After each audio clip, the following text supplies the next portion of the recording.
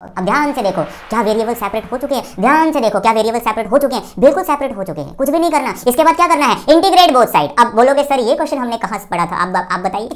ये क्वेश्चन आपने पढ़ा था एक्सरसाइज 7.2 में। ये इंटीग्रेशन बाय सब्स्टिट्यूशन वाला टॉपिक के अंदर आ गया।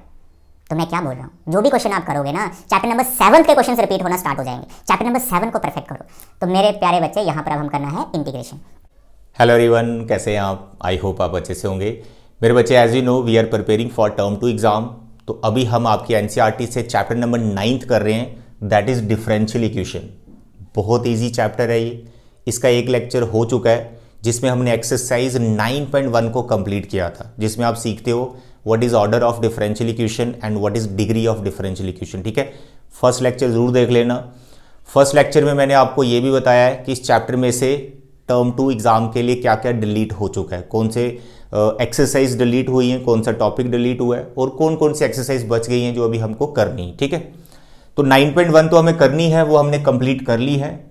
आज इस चैप्टर का सेकंड लेक्चर है जिसमें हम एक्सरसाइज 9.4 को डिस्कस करेंगे। ठीक है, टोटल क्वेश्चन एक्सरसाइज में है 23, 6 इसकी एग्जाम्पल्स हैं इस एक्सरसाइज की, तो टोटल कितने हो गए?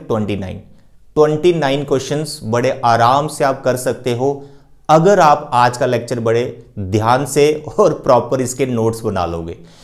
इस एक्सरसाइज में आप एक मेथड सीखते हो, सेपरेट वेरिएबल मेथड। सबसे इजी, सबसे मस्त, एकदम ऐसे स्मूथली क्वेश्चंस होते जाएंगे, कहीं प्रॉब्लम नहीं आएगी।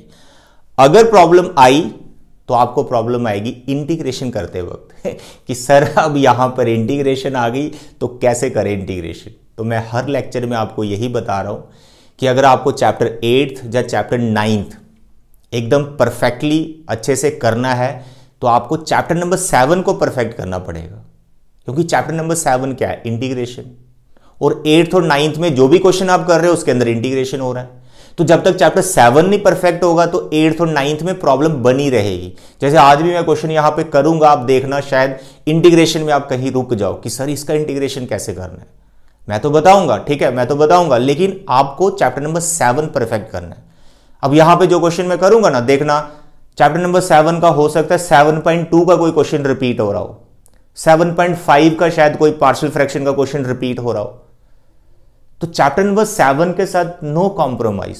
तो अगर चैप्टर नंबर 7 परफेक्ट है ना, तो भाई साहब मेरी बात सुनो, तीनों चैप्टर की जो वेटेज है ना, 7th, 8th एंड 9th, तीनों चैप्टर की जो टोटल वेटेज है 18 मार्क्स है। बड़े आराम से 18 मार्क्स आपके आ जाएंगे टर्म 2 में, अगर क्या चैप्टर नंबर 7 परफेक्ट है।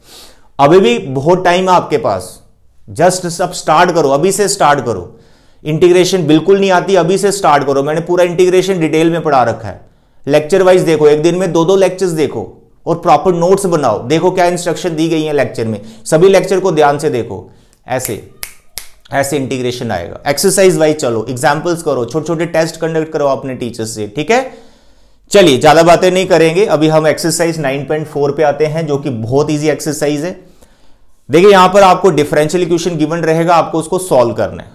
इसका सॉल्यूशन का क्या मतलब होता है, ठीक है, वो सारी चीजें फर्स्ट लेक्चर में हो चुकी हैं, उसको जरूर देख लीजिएगा। तो देखिए यहां पर इसका जो फर्स्ट क्वेश्चन है, हर क्वेश्चन में लिखा रहेगा सॉल्व मतलब you are finding the value of dependent variable. आप डिपेंडेंट वेरिएबल की वैल्यू फाइंड करो, यानी you are finding one curve. आप किसी कर्व का इक्वेशन बना रहे हो, आप ऐसा सोच लो। ठीक है, सॉल्व का ये मतलब है। तो यहां पर हमें जो डिफरेंशियल इक्वेशन दे रखी है फर्स्ट क्वेश्चन में, वो मैं यहां पे लिख रहा हूं, और मेथड को कैसे अप्लाई करना है उसको ध्यान से समझना। देखो इस मेथड का क्या नाम है? Separate variable method. जो इसका नाम है वही यहां पर इसका काम है, सेपरेट वेरिएबल। 2 तरह के आपको यहां पर वेरिएबल्स दिख रहे हैं, एक देखो यहां पर एक्स वाली टर्म दिख रही है, एक आपको यहां पर वाई भी दिख रहा है। तो हर क्वेश्चन में ऐसा ही है, 2 ही तरह के वेरिएबल आपको दिखेंगे। तो आपको क्या करना है इस मेथड में, आपको दोनों वेरिएबल्स को सेपरेट करना है। एक्स वाली टर्म एक साइड कर दो, वाई वाली टर्म दूसरी साइड कर दो। यानी एक टर्म सारी की सारी एक्स वाली मानो आपने लेफ्ट साइड रख दी और वाई वाली मानो आपने राइट साइड रख दी। किसी को भी किसी साइड भी रख सकते हैं। You have to separate, mixture नहीं होना चाहिए। जैसे यहां पे दिख रहा है आपको डी वाई और डी एक्स, यहां पर डी वाई वाई वाली टर्म है, dx x वाली टर्म है, ऐसा सोचो। तो ये दोनों देखो एक ही साइड में आ रहे हैं, एक ही तरफ है, दोनों यहां पर ये लेफ्ट साइड में है तो दोनों एक तरफ नहीं होने चाहिए, आपको सेपरेट करना है। तो इसमें दो मेन पॉइंट आपको याद रखने हैं वेरिएबल्स को सेपरेट करते वक्त। इन दोनों पॉइंट्स का अगर आप खास ख्याल रखते हैं, समझ जाते हैं, हर एक क्वेश्चन का बड़े मजे से सेपरेट हो जाएगा वेरिएबल। उसके बाद कुछ नहीं करना, इंटीग्रेट करना, आपका सॉल्यूशन आ जाएगा। अब देखो वो दो बातें क्या हैं, सुनो। सबसे पहले नंबर 1, आपका जो dy और dx है, dy और dx, ये दोनों कभी भी एक साइड पे नहीं होने चाहिए।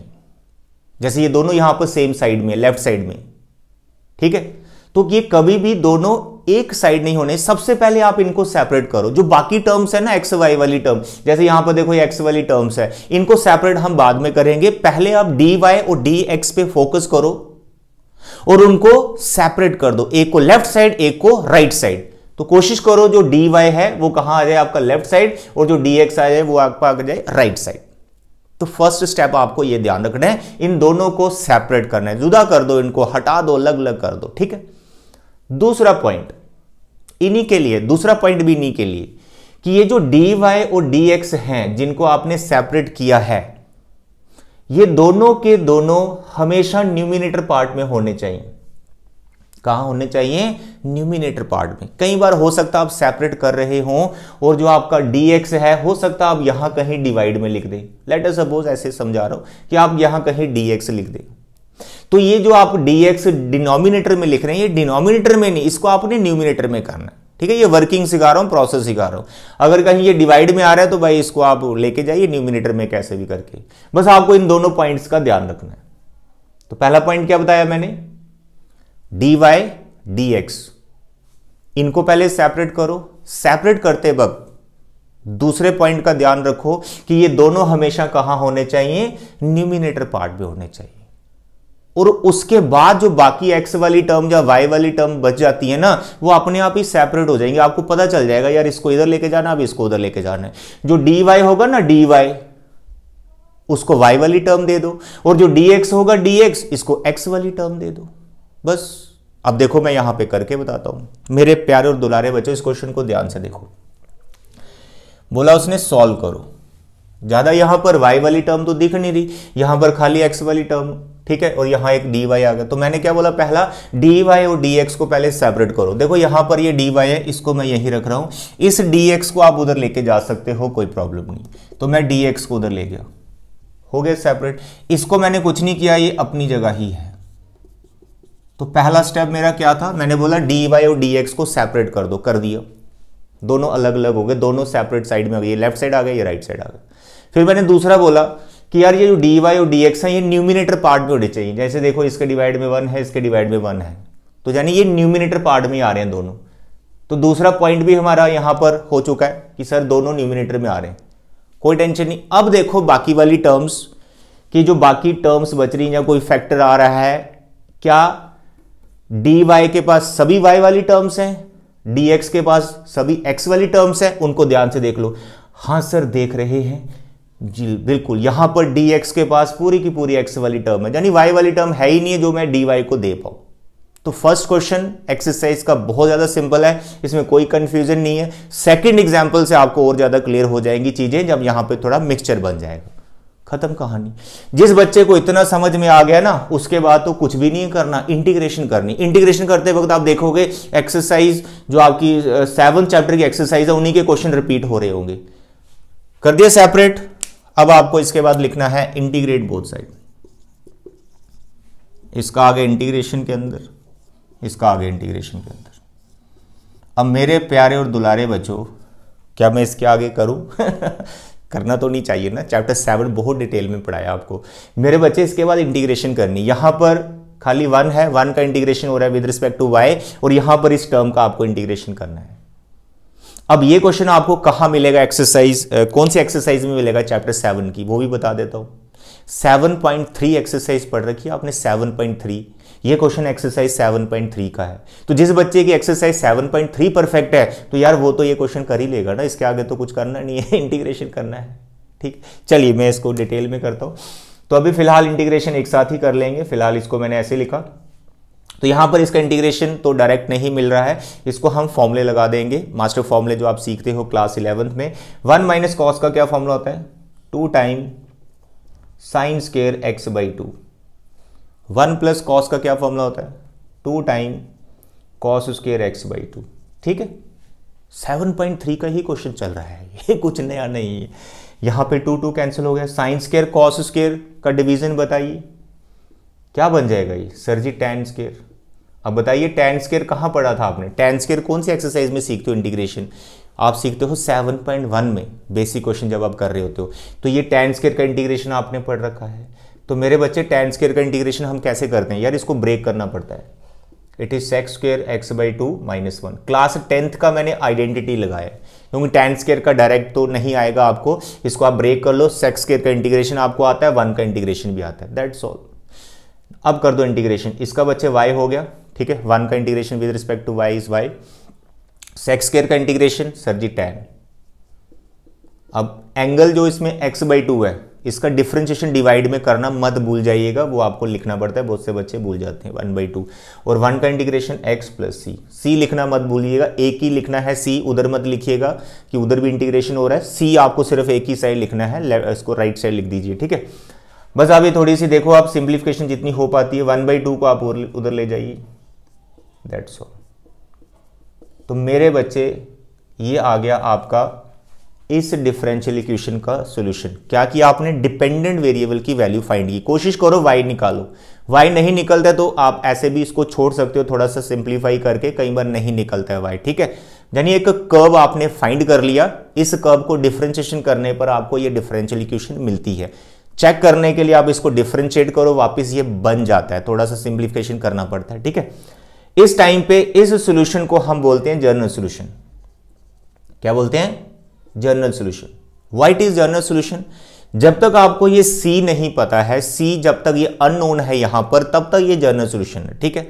और जैसे ही आपको C का वैल्यू पता चल जाएगा, C कैसे पता चलेगा, X और Y का कुछ हमें वैल्यू गिवन होगा, डिपेंडेंट और इंडिपेंडेंट वेरिएबल का हमें वैल्यू गिवन होगा, वो वैल्यू आप यहां पुट करेंगे X Y का, वहां से C निकलेगा, C वापस यहां डालेंगे, तो आपका ये जो सॉल्यूशन है जर्नल सॉल्यूशन नहीं रहेगा। उस टाइम पे इसको हम बोलेंगे पर्टिकुलर सॉल्यूशन, यानी एक पर्टिकुलर कर्व आपने फाइंड कर लिया जिसकी ये डिफरेंशियल इक्वेशन है, दैट्स ऑल। तो आई होप फर्स्ट क्वेश्चन से आपको पूरा पैटर्न समझ में आ गया, प्रोसीजर समझ में आ गया, आपको करना क्या है। अब क्वेश्चंस हैं, धड़ाधड़ करते जाओ, जो मर्जी क्वेश्चन उठाओ, जो आपको सबसे डिफिकल्ट लगता है वो आप कमेंट बॉक्स में बताओ, मैं वही करके दिखा दूंगा। लेकिन कब दिखाऊंगा, जब कमेंट करोगे, फिर मेरे को पता लगेगा बच्चे को यहाँ डिफिकल्टी आ रही है, वो क्वेश्चन कर देंगे। फिलहाल जो बच्चों को यहाँ पर थोड़ा डिफिकल्ट लगता है क्वेश्चन, उस पर आते हैं। चलो उस पर थोड़ी ठहर के पहले क्वेश्चन थोड़े कर लेते हैं। क्वेश्चन नंबर 2 भी कर लेता हूं। dy dx square root of this, ठीक है, ये आ गया। बताइए बच्चे कैसे करें सॉल्व इस डिफरेंशियल इक्वेशन को। बहुत सिंपल है। तो पहला स्टेप क्या बोला मैंने, dy dx को सेपरेट करो। तो मेरे बच्चे यहाँ पर आपका dy, यहाँ है dx, इसको सेपरेट करेंगे। इधर रखा dy स्क्वायर रूट, इसको मैं नहीं छेड़ रहा हूँ फिलहाल dx। तो dy dx को मैंने सेपरेट कर दिया है। उसके बाद मैं ये देखूंगा क्या ये दोनों न्यूमिनेटर पार्ट में है, बिल्कुल सर ये न्यूमिनेटर में ही आ रहे हैं, ठीक है। उसके बाद मैं देखूंगा क्या dx के पास x वाली टर्म है, क्या dy के पास y वाली टर्म है। देखा मैंने, अरे भाई dx के पास ये y वाली टर्म आ गई, नहीं ऐसा नहीं करना है, इसको देना है dy को। तो ये पूरा का पूरा फैक्टर ही जाएगा, पूरी की पूरी टर्म ही जाएगी dy के साथ, है ना। ऐसा थोड़े ना कि आप सिर्फ y स्क्वायर को उठा के वहां ले सकते हो, ये तो पता है, आप 12 साल हो गए आपको मैथ्स पढ़ते, तो ऐसा तो आप कर नहीं सकते। तो पूरा फैक्टर ही आप उठा के लेके जाएंगे। तो यहां पर खाली बेचारा अकेला dx रह गया और x वाली टर्म है ही नहीं। तो मेरे बच्चे ध्यान से देखो इसको, क्या वेरिएबल्स सेपरेट हो चुके हैं? बिल्कुल सर सेपरेट हो चुके हैं। तो इसके बाद क्या काम है, इंटीग्रेशन बोथ साइड। अब आप बोलोगे सर इंटीग्रेशन नहीं आ रहा है इसका। मेरे प्यारे और दुलारे बच्चों ध्यान से समझो, ये क्वेश्चन कौन सी एक्सरसाइज का है, चैप्टर नंबर 7 की बात कर रहा हूं। ये क्वेश्चन आपने पढ़ रखा है 7.4 में। 7.4 में 6 फॉर्मूले आपको सिखाए जाते हैं, ठीक है, जिससे आपकी 7.4 कंप्लीट होती है, उसमें ये 6th नंबर वाला फॉर्मूला है जिसमें साइन इनवर्स आता है। कुछ नया नहीं आएगा, मैं बोल रहा हूं, इंटीग्रेशन आपका पुराना ही आएगा, और यहां 1 का इंटीग्रेशन करना है विद रिस्पेक्ट टू x, ठीक है। कुछ सिंप्लीफिकेशन में बच्चों को प्रॉब्लम आती है, 1-2 क्वेश्चन में वो भी आपको लूंगा। यहां पे ध्यान से देखो, पहले जैसे हमने इसको इंटीग्रेशन करना देखा तो हमें पता लग गया यार ये फॉर्मूला बन गया, तो इसको ऐसे परफेक्ट बना लिया हमने, है ना, याद है आपको? बताइए क्या था फॉर्मूला ये, ठीक है, क्या था फॉर्मूला? सर ये फॉर्मूला था साइन इनवर्स x बाय ए, तो यहाँ y है तो यहाँ लिखना है y बाय ए, हमारा है यहाँ पे 2, और 1 का इंटीग्रेशन x हो गया प्लस c। मेरे प्यारे और बच्चे, अगर आपको y निकालना है, साइन इनवर्स को वहाँ ले जाओ, इट इज़ लाइक दिस। आपको y फाइंड करना है तो y आपका आ गया 2 times sine x plus c, that's all. This is the curve जिसको आप ढूंढ रहे थे। ये सोल्यूशन हो गया डिफरेंशियल इक्वेशन का जनरल सोल्यूशन। इतने छोटे क्वेश्चन है, इतने प्यारे क्वेश्चन है, इतने इजी क्वेश्चन है मेरे प्यारे और दुलारे बच्चे। अब हम एक क्वेश्चन उठाते हैं जिसमें सिंप्लीफिकेशन में कई बार बच्चों को प्रॉब्लम आती है, तो यहां पर हम उठा रहे हैं एक प्यारा सा क्वेश्चन, क्वेश्चन नंबर 10th।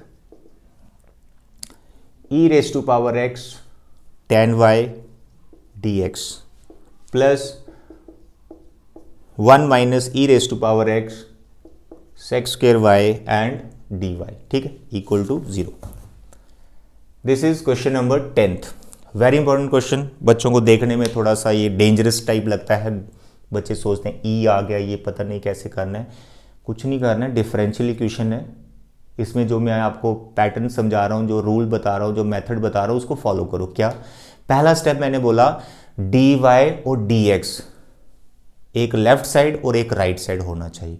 तो भाई देखो ये dy आ गया यहाँ पर, ये dx, दोनों एक ही साइड है। इस dx को उठा के मैं दूसरी साइड ले जाता हूँ, ठीक है, राइट साइड ले जाता हूँ, तो अकेला dx थोड़े जाएगा, इसके साथ ये टर्म भी मल्टीप्लाई हो रही है, तो ये कंप्लीट पूरी की पूरी टर्म उधर जाएगी, ठीक है। तो पहला मैं dx को देखते हुए उसको उधर लेके जा रहा हूँ, तो जो dy वाली टर्म है वो मैंने इधर ही रखी है, ठीक है। लो भाई, पहला स्टेप ओके, dy और dx को सेपरेट कर दिया गया है। उसके बाद आप देखो क्या ये दोनों न्यूमिनेटर पार्ट में आ रहे हैं? बिल्कुल सर, ये न्यूमिनेटर में आ रहे हैं, न्यूमिनेटर में लिखे हो गए। अब आप ये देखो, जो dy है, क्या उसके पास सिर्फ y वाली टर्म से कोई x वाली टर्म तो नहीं आ गई?